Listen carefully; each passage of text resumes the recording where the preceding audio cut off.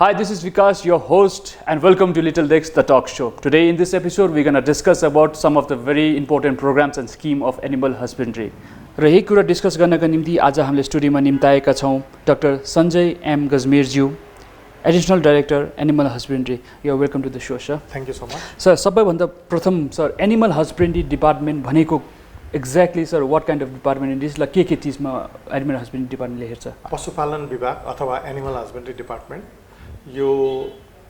यसको 17वटा एन्टिटी छ. यो 17वटा एन्टिटीमा हामीहरूको प्राय एउटा नोसन हुन्छ कि त्यो नोसन चाहिँ के हो भन्दाखेरि गाउँमा एनिमल हस्बेन्ड्री डिपार्टमेन्टले त कुकुरको अथवा गाईको मात्रै कामहरू गर्ने हुन्छ भन्ने त्यो एउटा नोसन छ. र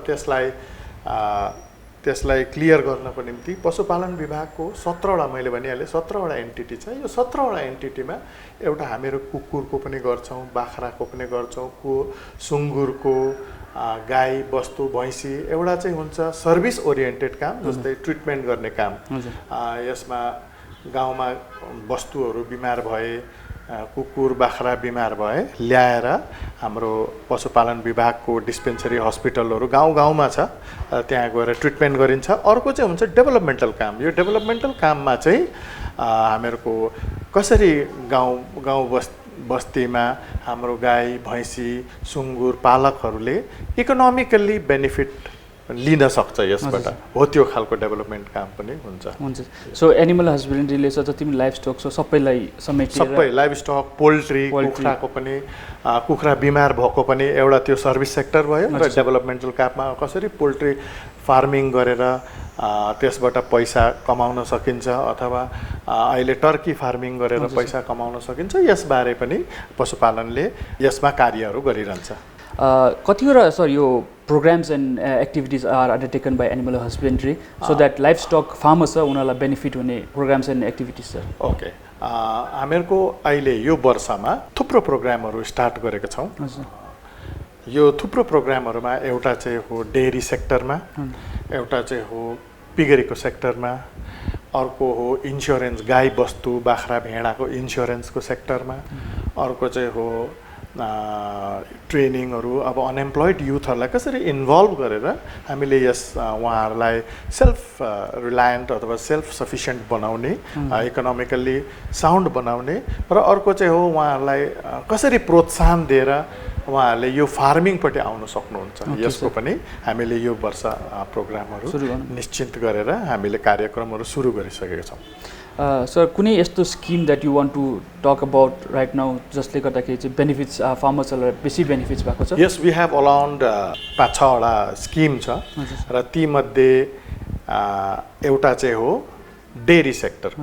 डेयरी सेक्टरमा गाउँ बस्तीमा बस्ने मान्छेहरूले चाहिँ कसरी यसमा पैसा कमाउन सक्छ भन्ने कुरोमा पहिलो कुरो चाहिँ के आउँछ भने दुध उहाँहरूले जति उत्पादन गर्नुहुन्छ है, त्यो दुधको अहिले बजारमा मोल भाव जति छ त्यसबाट थप 8 रुपियाँ सरकारले दिएर उहाँहरूले यसको फाइदा उठाउन सक्नेछन्.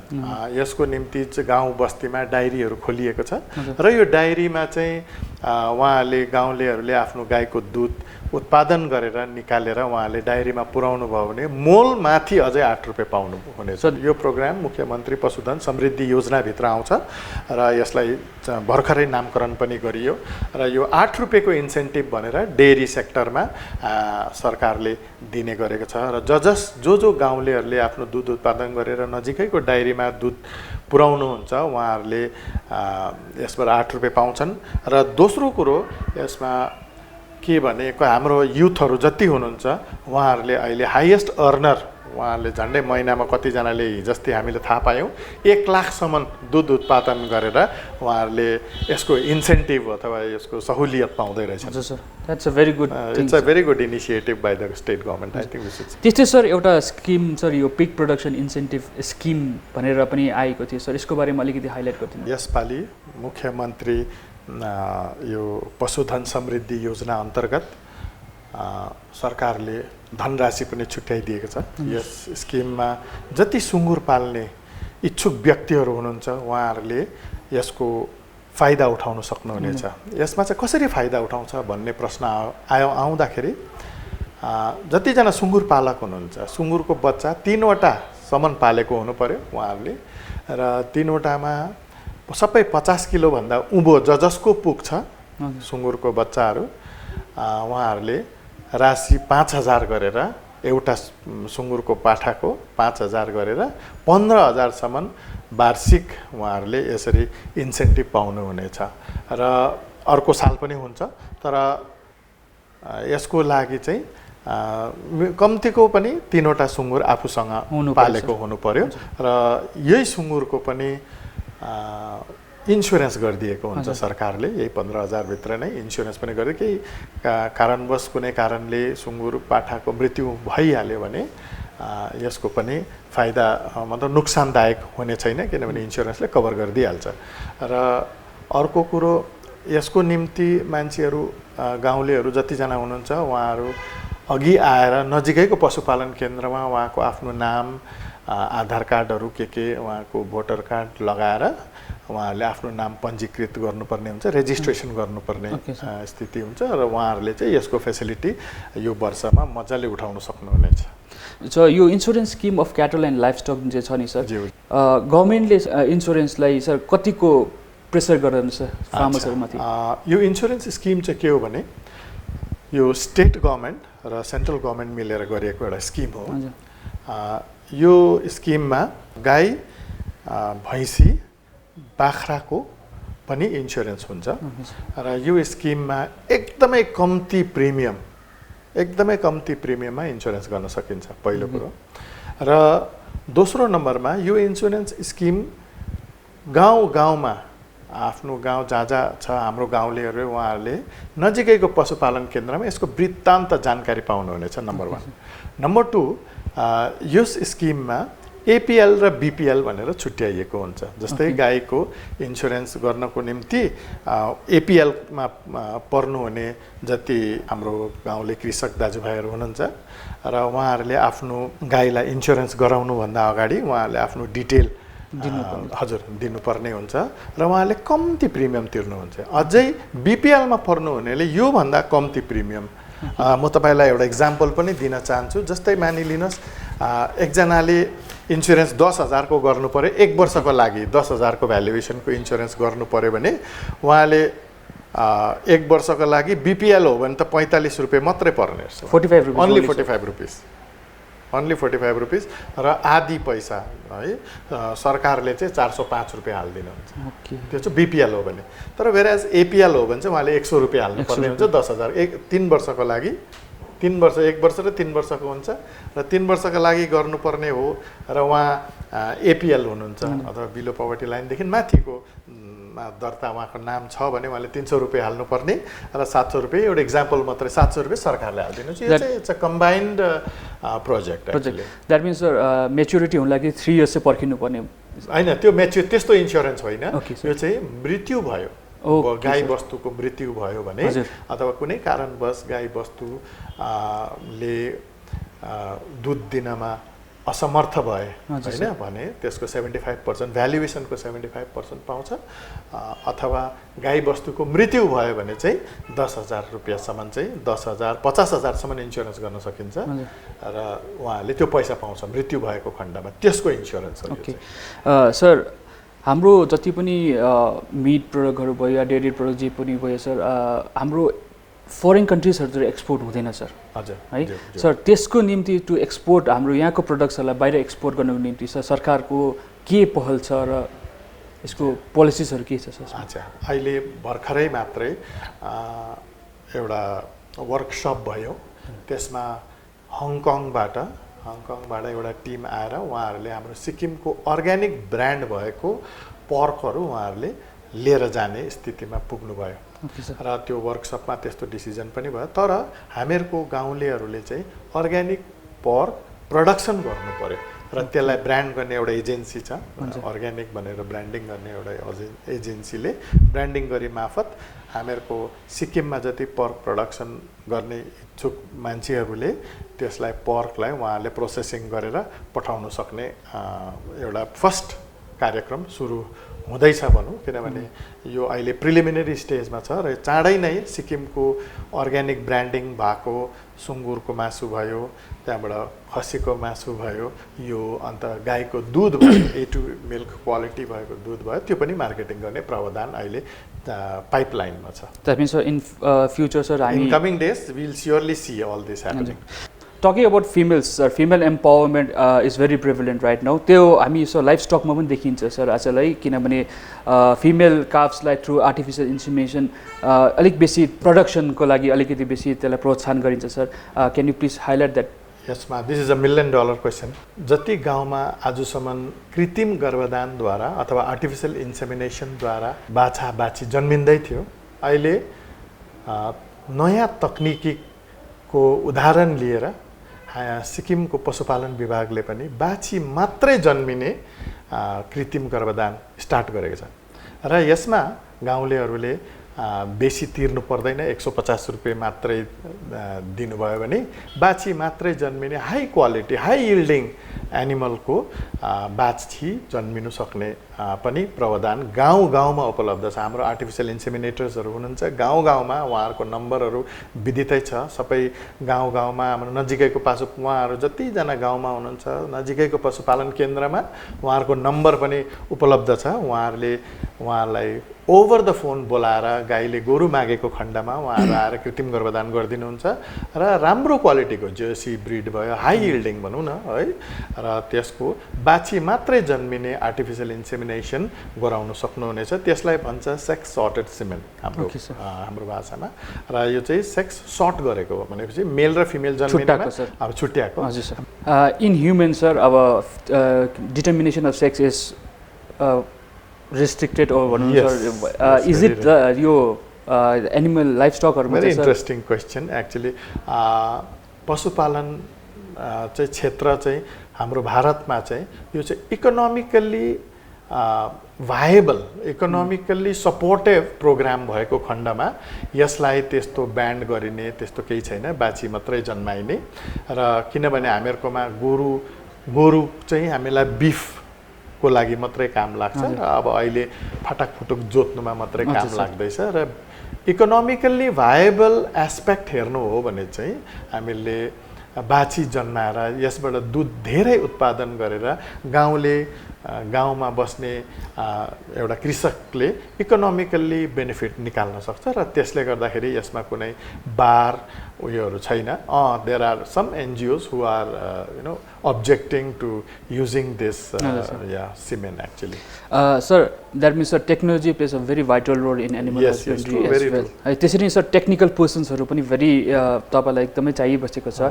What is animal husbandry doing, sir, in the field of capacity building? Okay, we have our main intention right now at this juncture is we have a lot of people who are unemployed. उहाँहरू काम नोकरी खोजिरहनुहुन्छ, सरकारमा गएर नोकरी पाउनु is really difficult आजको समयमा, र त्यसको निम्ति हामीले एजुकेटेड अनएम्प्लोइड युथ एन्टरप्रेन्योर्सहरूलाई हामीले धेरै तरिकाको पशुपालनको क्षेत्रमा गएर उहाँहरू सेल्फ सफिसिएन्ट अथवा इकोनोमिकल्ली केही गर्नु सक्ने क्षमता बनाउने हामीहरुको पनि एउटा प्रोग्राम छ। One of the program this year हामीले के गर्दैछौँ भने उहाँहरूलाई डेरी कसरी गर्नुपर्ने, गाई कसरी पाल्नुपर्ने, गाई कतिवटा गाईदेखि स्टार्ट गऱ्यो भने इकोनोमिकल्ली बेनिफिट हुन्छ, सुँगुर कतिवटा पाल्नुपर्ने, कुन चाहिँ सुँगुर पाल्नुपर्ने र सुँगुर पाल्दाखेरि के त्यसको ध्यानमा राख्नुपर्ने कुरा, बाख्रा कुखुरा पोल्ट्री स्टार्ट गर्दाखेरि हामीले अरूले पैसा कमाएको मात्रै देख्छौँ पोल्ट्री, तर त्यसको एउटा सिस्टम छ क्या। त्यो सिस्टममा स्टेप बाई स्टेप उसले कसरी पोल्ट्री फार्मिङबाट उसले आफैले पैसा कमाउन सक्छ, सस्टेन गराउन सक्छ, त्यसको निम्ति पनि हामीले वृत्तान्त रूपमा उहाँहरूलाई ट्रेनिङ दिने प्रवृत्ति छ। र यसमा ट्रेनिङ दिने प्रोग्राममा हामीले 20 देखि 25 जनाको एउटा ग्रुप बनाएर हामीले रेगुलरली ट्रेनिङ दिन्छौँ। तर यो लास्ट 2 इयर्स कोभिडको कारणले गर्दाखेरि हामीले जहाँ कङ्ग्लोमरेसन of people at one platform was restricted by the whole government of India and even by the state government. So हामीले त्यसमा प्रचुर मात्रामा ट्रेनिङ दिन सकेनौँ, तर हामीले कता कता फटाकफिटिक इन्ट्रेस्टेड व्यक्तिहरूलाई पशुपालन क्षेत्रमा क्यापासिटी बिल्डिङको क्षेत्रमा अनलाइन पनि ट्रेनिङ दियौँ हामीले र उहाँहरूले स्टार्ट पनि गर्नु। हामीले इभन फिसरिजको पनि हामीले ट्रेनिङ दिँदैछौँ है पशुपालन विभागले। र यो एरिया जहाँनिर हाम्रो युथहरू आउनुहुन्छ अगाडि उहाँहरूलाई ट्रेनिङ गराएर उहाँहरूलाई क्षमता विकास गराउने कार्यक्रम पनि एकदम अब स्टार्ट हुँदैछ। युथहरूको रिएक्सन कतिको छ यो स्किमको लागि? They are really interested. I have seen people who are coming to animal husbandry. हामीले यसमा के गर्न सक्छौँ, हामीले कसरी सुरु गर्नुपर्ने, कुन चाहिँ ब्रिड पाल्नुपर्नेबाटै सुरु हुन्छ र मेरोमा यति जमिन छ उति जमिन छ भन्दै आउनुहुन्छ उहाँहरूले। र त्यसको लागि अहिले युथहरूले के गर्दैछन् भन्दाखेरि चाहिँ हामीहरूकोमा एउटा प्रोग्राम छ डेभलपमेन्ट थ्रु क्रेडिट भनेर एउटा प्रोग्राम छ। यो डेभलपमेन्ट थ्रु क्रेडिटमा चाहिँ उहाँहरूलाई हामीले ट्रेनिङ दिएर उहाँहरूले लोन पाउनुहुन्छ ब्याङ्कबाट है। लोन थापेर उहाँहरूले पशुपालन क्षेत्रमा धेरै किसिमको काम पनि गर्न सक्नुहुन्छ। At the end everything boil downs to one question sir, right, मोल र भाउ। Yes. हरेक चीजको मोल र भाउ हुन्छ सर है। Very nice. So what is department doing to bring that uniformity in the rates of this product sir? Okay. हामीहरूको डिपार्टमेन्टमा अहिले फिलहाल मासुकै कुरा गरौँ। मासुको रेट कसै जग्गा 500 रुपियाँ छ, कसै जग्गा खसीको मासुको रेट भनौँ कसै जग्गा 500-600 मा पाउँछ भने कति जग्गा 1000 रुपियाँमा पनि पाउँदैन त्यो स्थिति भइरहेको छ। र यो चाहिँ एउटा चाहिँ हो हामीहरूको दुईटा ब्यालेन्स भएको छैन। त्यो ब्यालेन्स चाहिँ के भने प्रोडक्सन र हाम्रो जति प्रड्युस भयो र डिमान्ड। हामीहरूको प्रोडक्सन चाहिँ कम्ती छ, डिमान्ड बेसी छ र त्यसले गर्दाखेरि त्यो ब्यालेन्स गराउन सकेको छैन। त्यो ब्यालेन्स गराउनको निम्ति पशुपालनले थुप्रो प्रोग्रामहरू मैले अघि भनिहालेँ, धेरै प्रोग्रामहरू गाउँलाई प्रोत्साहन गर्ने, सुँगुर कुखुरा खसी यस्तो पाल्नेको लागि प्रोत्साहन गर्दैछ। र सायद बिसाइड्स द्याट हाम्रो एउटा सेक्सन छ जसले रिपिटेडली गएर मासु दोकानमा गएर साफ सफाइ हेर्छ, त्यहाँबाट विशेष रेटको बारेमा पनि उहाँहरूले त्यसलाई नेगोसिएट गरेर टिम बनाएर एउटा युनिफर्म रेट निकालेर अर्डरहरू निकालिबस्छ र यस्तो पनि चलन छ। र actually I told you we have a very big disbalance in production and demand. So we are working on that. So चाँडै नै हामीहरूको दुईटै प्रोडक्सन पनि हाई हुनेवाला छ र डिमान्ड त्यत्तिकै त्यसलाई ब्यालेन्स गराउने हाम्रो प्रोग्रामहरू अन द पाइपलाइन। जति पनि इन्ट्रेस्टेड युथ्सहरू हुनुहुन्छ सर, जति पनि अब यो लाइफ स्टक फार्मिङतिर आउने या अरू एनिमल हस्बेन्ड्रीको अरू शाखातिर आउनलाई छ, what is the first step that they have to do sir? कसरी चाहिँ उहाँहरू चाहिँ can avail this schemes and benefits? Very nice question. In fact, in this regard, पहिला जो युथ अगाडि आउन चाहनुहुन्छ उहाँले दिमागमा यो लिएर आउनु पर्यो म के गर्ने। जस्तै म मत्स्य पालन गर्ने हो कि माछा पाल्ने हो कि गाई पाल्ने हो कि सुँगुर पाल्ने हो कि कुखुरा पाल्ने हो कि बाख्रा पाल्ने, यो एउटा थट इम्बाइब गरेर अगाडि आउनु पर्यो।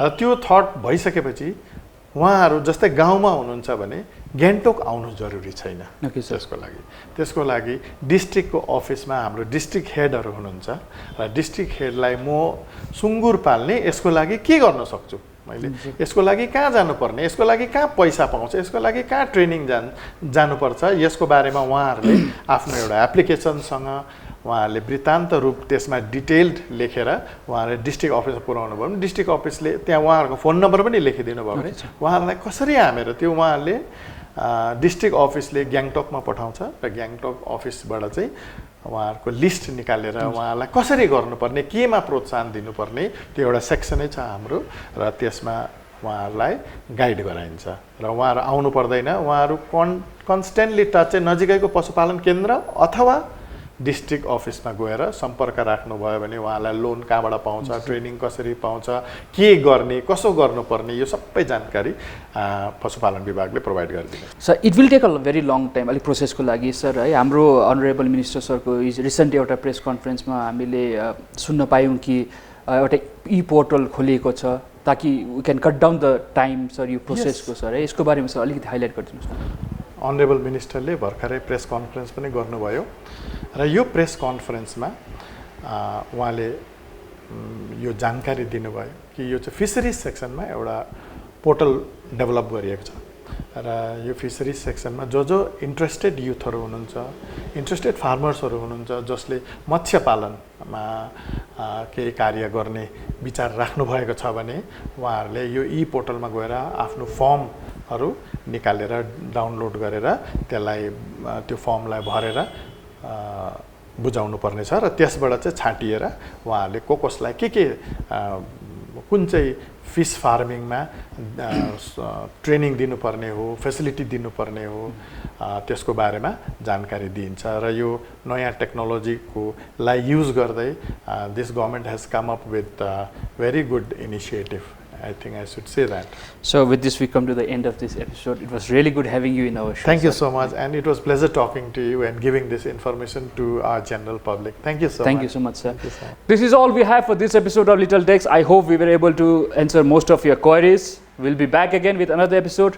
Till then, stay tuned with IPR Department.